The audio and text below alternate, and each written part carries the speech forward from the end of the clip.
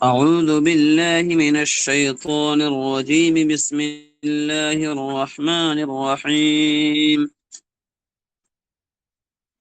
فلا أقسم بالشفق والليل وما وسق والقمر إذا اتسق لتركبن طبقا عن طبق فما لهم لا يؤمنون وإذا قرئ عليهم القرآن لا يسجدون بل الذين كفروا يكذبون والله أعلم بما يوعون فبشرهم بعذاب أليم إلا الذين آمنوا وعملوا الصالحات لهم أجر غير ممنون.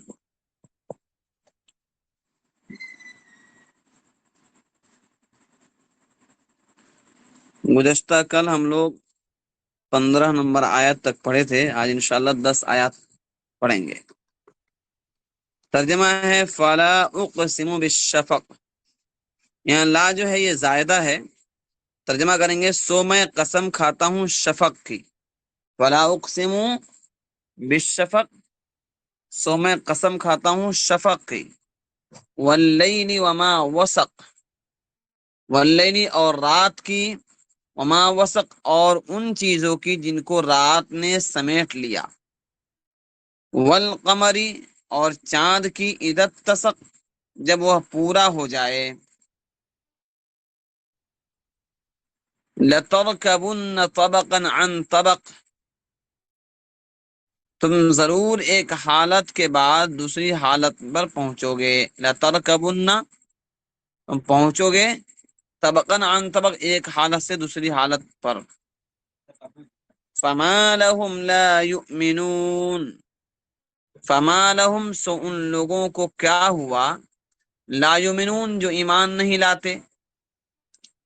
وَإِذَا قُرِئَ عَلَيْهِمُ الْقُرْآنُ اور جب ان کے سامنے قرآن پڑھا جاتا ہے، لا يسجدون سو تو نہیں جھکتے. بل الذین کفروا یکذبون بلکہ کافر لوگ جھٹلاتے ہیں. یکذبون جھٹلاتے ہیں. واللہ اعلم بما یوعون اور اللہ خوب جانتا ہے بما یوعون جو کچھ یہ جمع کر رہے ہیں. فبشرهم بعذاب علیم سو آپ ان کو ایک دردناک عذاب کی خبر دے دیجئے. فبشرهم سو آپ خبر دے دیجئے ان کو بعذاب علیم ایک دردناک عذاب کی. الا الذین آمنوا لیکن جو لوگ ایمان لائے، وعملوا الصالحات اور اچھے عمل کیے، لہم اجر ان کے لیے اجر ہے، غیر ممنون جو ختم ہونے والا نہیں ہے.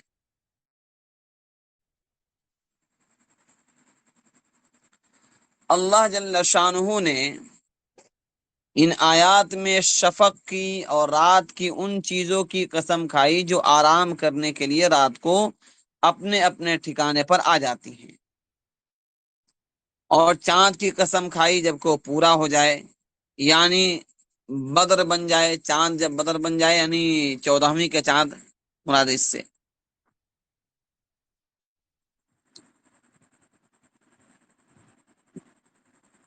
قسم کھانے کے بعد اللہ تعالیٰ نے فرمایا کہ تم ضرور ایک حالت کے بعد دوسری حالت پر پہنچو گے. یعنی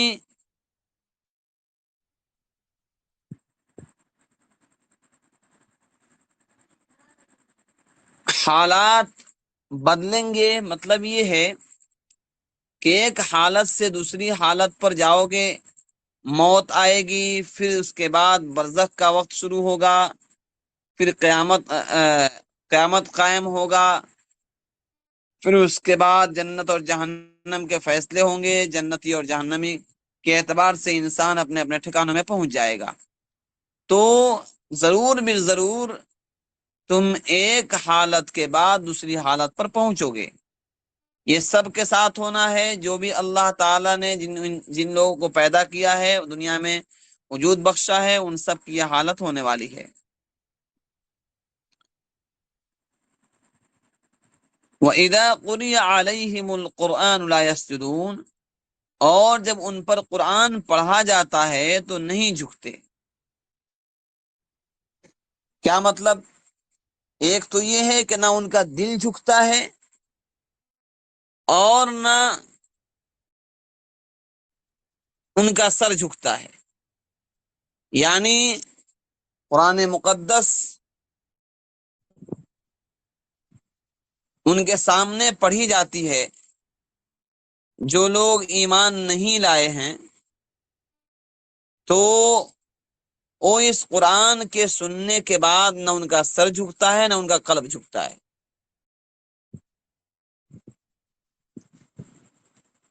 بل الذین کفروا یکذبون، بلکہ بات یہ ہے کہ کافر لوگ جھٹلاتے ہیں، یعنی ایمان کی طرف رجوع کرنے کے بجائے، اللہ کے سامنے جھکنے کے بجائے، قرآن مقدس کو سننے کے بعد ان کے دل میں احساس ہونے کے بجائے وہ تکذیب ہی پر جمے رہتے ہیں، جھٹلاتے ہی ہیں۔ غضب بالائے غضب یہ ہے کہ ایک تو غلطی یہ کرتے ہیں کہ ایمان نہیں لاتے ہیں، جھکتے نہیں، اور اس میں خشیت اور دل میں درد پیدا نہیں ہوتا۔ اس سے بڑی غلطی یہ ہوتی ہے کہ وہ قرآن مقدس کو جھٹلاتے بھی ہیں اور اس کا انکار بھی کرتے ہیں۔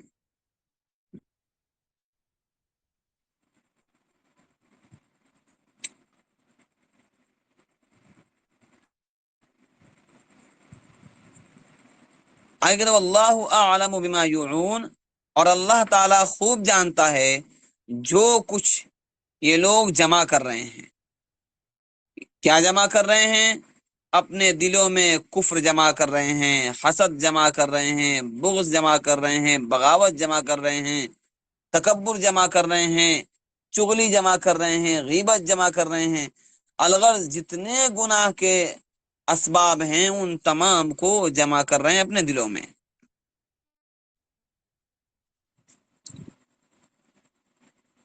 بما یوعون کی ایک تفسیر اور لکھی ہے،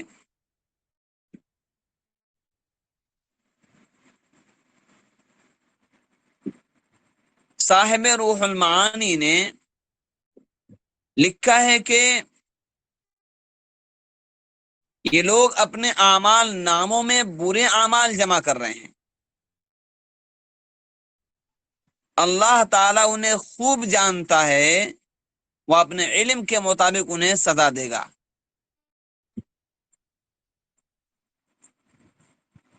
واللہ اعلم بما یوعون،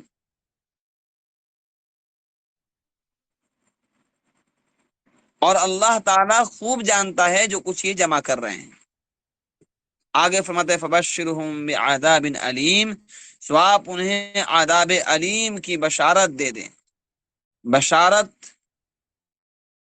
بشارت تو بولتے ہیں خوشی کی خبر کو، خوشخبری دینے ہو تو اس کو بولتے ہیں بشارت دینا، لیکن عذاب کی خبر دینے کو بطور بشارت تعبیر کیا، یہ ایسا کیوں ہے؟ اللہ رب العزت نے ان کو گویا کہ یہ کہا کہ یہ لوگ اپنے کفر ہی کو اپنے لیے کامیابی کا ذریعہ سمجھتے ہیں، اپنے ایمان کو اور اپنے کفر کو ہی وہ کامیابی کا ذریعہ سمجھتے ہیں۔ تو اللہ تعالیٰ نے کہا کہ پھر ان کو بشارت دو، خوشخبری دو کہ ان کے کفر کی وجہ سے ان کو عذاب پہنچے گی۔ الا الذين آمنوا وعملوا الصالحات لهم اجر غیر ممنون، الا الذين آمنوا، لیکن جو لوگ ایمان لائے اور نیک عمل کیے، لہم اجر، یہ کیا ہوگا؟ یہ لوگ عذاب سے محفوظ رہیں گے اور ایمان و اعمال کی وجہ سے ان کے لیے اجر ہوگا، بڑا اجر ملے گا، غیر ممنون، جو کبھی ختم نہ ہوگا۔ ظاہر سی بات ہے کہ دنیا کی تکلیف، دنیا کی مشکلات یہ وقتی ہے، ٹیمپروری ہے۔ آج زندگی ہے تو سب مسائل کا سامنا ہے، زندگی ختم، دنیا کے مسائل سے معاملہ ختم. لیکن اس کے بعد جو زندگی شروع ہونے والی ہے وہ دو میں سے ایک ہوگی. یا تو اچھے اعمال کی وجہ سے وہ زندگی جنت والی ہوگی، یا برے اعمال کی وجہ سے وہ زندگی جہنم والی ہوگی. دونوں میں سے جو زندگی بھی ہو، دونوں زندگی کبھی ختم ہونے والی نہیں ہے، کیونکہ اللہ رب العزت نے وہاں پر موت کو بھی موت دے دی ہے. اب وہاں موت کو بھی موت نہیں اب موت کو بھی وہاں پر کوئی موت نہیں آئے گی، کیونکہ موت کو بھی موت دے دیا گیا ہے. ظاہر سی بات ہے کہ وہاں پر جو سزا ہوگی وہ بھی ابدی ہوگی، اور جو انعام ہوگا وہ انعام بھی ابدی ہوگا. جنت کے اندر اللہ رب العزت نے بے شمار نعمتیں بنا رکھی ہیں، اسی لیے اجر عظیم کہا کہ ان کو غیر ممنون کا ایسا اجر جو کبھی ختم نہیں ہوگا. اجر پر جو تنوین ہے اس کو عظمت کے لیے بھی مان سکتے ہیں کہ بڑا اجر ملے گا، اور غیر ممنون یعنی کبھی ختم نہیں ہوگا. یعنی ایسا نہیں ہے کہ دنیا میں انسان کو اسباب و مال و جائیداد ملتا ہے تو خرچ کرنے سے ختم ہو جاتا ہے. جنت کی نعمتوں کا حال یہ نہیں ہے، بلکہ جنت کا حوال یہ ہے کہ وہاں پر جو بھی اللہ تعالی کی نعمتیں ہیں وہ بے شمار ہیں، انکاؤنٹڈ ہیں. انسان نہ اس کو گن سکتا ہے، نہ اس کو کبھی ختم کر سکتا ہے. بلکہ اللہ رب العزت دودھ کا نہر بہائیں گے، شراب کی نہریں بہ رہی ہوں گی، اور اسی طرح سے اللہ تعالی وہاں پر شہد کی نہریں بہائیں گے، اور نہ جانے کیسی کیسی نعمتیں ہوں گی دنیا کے اندر جو انسان کبھی تصور نہیں کیا ہوگا. وہ پھل فروٹ ہوں گے اور وہ چیزیں وہاں پر حاصل ہوگی. لیکن سوال یہ ہے کہ قرآن مقدس ہم پڑھتے ہیں، قرآن مقدس کے ترجمے ہم سنتے اور سناتے ہیں، پڑھتے اور پڑھاتے ہیں، لیکن قلب میں اس کا اثر نہیں ہو رہا ہے. اس کا اثر نہ ہونے کی وجہ سے مسئلہ یہ ہے کہ جو چیزیں ہم پڑھ رہے ہیں اس پر یقین کامل نہیں ہو رہا ہے.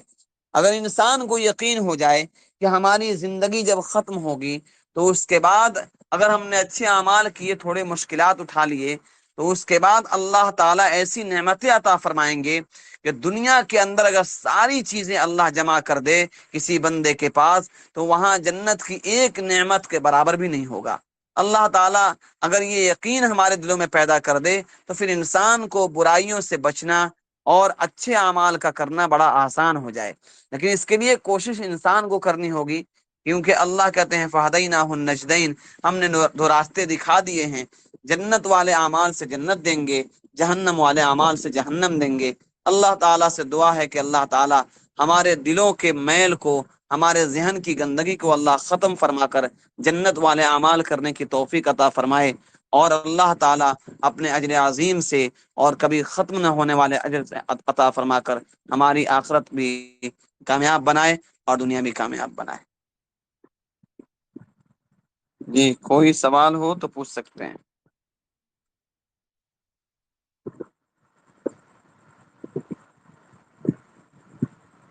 جی کوئی سوال ہے؟ ہلو. نہیں نہیں جی نہیں. ٹھیک، جزاک اللہ. سنائیں گے تو سنائیے کوئی. السلام علیکم.